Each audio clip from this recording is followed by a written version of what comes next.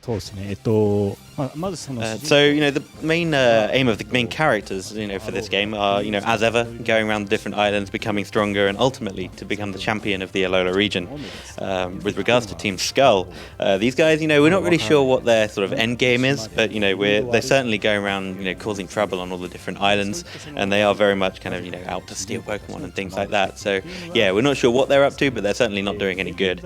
As for the Ether Foundation, well, what we do know about them is that they kind of take Pokemon who are sort of rare, or they're not very common in the wild, they're kind of endangered, if you like, take them and protect them and look after them. But other than that, the people of Alola and ourselves, we're not really sure exactly what the Ether Foundation is up to. So what we want people to do is kind of, explore the game, go throughout the story, and really enjoy kind of finding these people and interacting with them and kind of seeing exactly what each of these different people are all about. This idea, started me thinking, where perhaps should I set the game? And I've been there many times before on holiday, but one place I thought of was Hawaii. But going there and seeing it, I think the people there have a really close connection to nature as they live in their everyday lives. And also with regards to kind of creating the titles of the game, when I go to Hawaii, I see that, during the day there's a lot of sunshine, it's a really bright and beautiful place. And at night you've got the kind of moon reflecting in the sea, that kind of thing. It's also really beautiful. So we kind of managed to get to our titles from that side of things. With the sort of idea of the theme behind the game, like I mentioned, the connection between humans and Pokemon, and the basic idea is kind of that of life. One thing we thought of is that, the sun, certainly, obviously vital for life, and as is the moon, it affects, our gravity, it affects the rhythms of living things. So all of these different aspects really kind of inspired the way we kind of chose to go about this game, and kind of the theme, and obviously the titles of the game itself. So one big change in this kind of idea of time that we've got for Sun and Moon is that the Sun and Moon are set 12 hours apart. So Pokemon Sun, you'll see the time will reflect the actual time outside, the standard time that it is where you are. Whereas Pokemon Moon is set 12 hours further ahead, so it'll be sort of nighttime when it's day when you're playing. This kind of lets you find different Pokemon at the same time of day. So for example, a player playing Pokemon Sun might wander around and find a Yungoos during the day.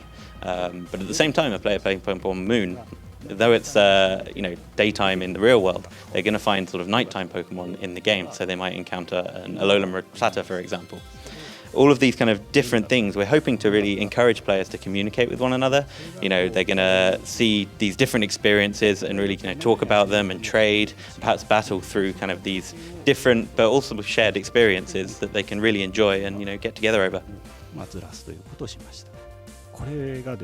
So there's really no set process by which you go about designing Pokemon. Various different designers have their own way of going about things. So for example, one person might think about a real world animal and start from there and tweak things and design their own Pokemon that way.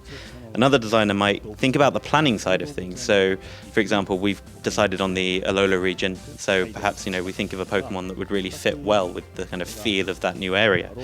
Another thing that designers can often do is think about the battle system and the real mechanics behind it. So perhaps one Pokemon type or one particular Pokemon is really strong, up until now.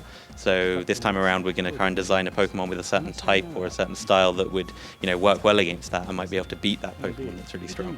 So there are all these different ways that we approach designing Pokemon, and I think that this actually is what gives us such a really great range of different Pokemon and different styles across the games, and how we've got this kind of huge variety in our games so far.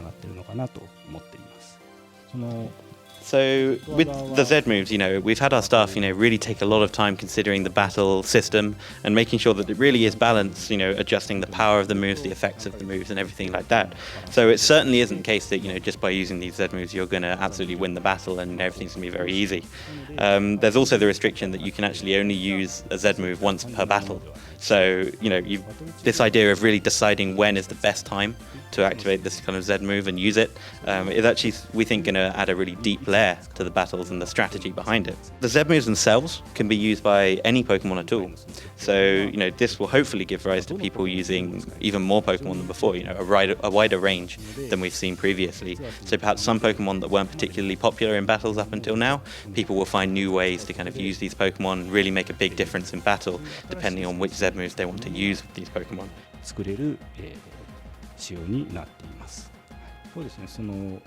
So we've got this kind of feature where you find these poker spots where perhaps different times of day you'll find Pokemon in certain poses and things, or you'll find different Pokemon in different places.